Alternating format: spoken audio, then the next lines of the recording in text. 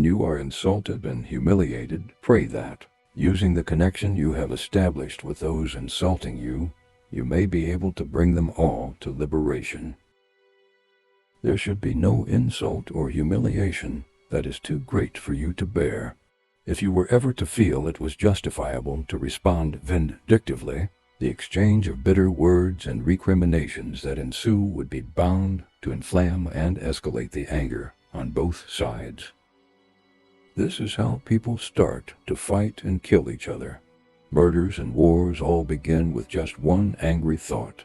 As Shantideva says, "No evil is there similar to anger, no austerity to be compared with patience." Never give way to anger, therefore. Be patient and, moreover, be grateful to someone who humiliates you, as they are giving you a precious opportunity to strengthen your understanding and practice of bodhicitta.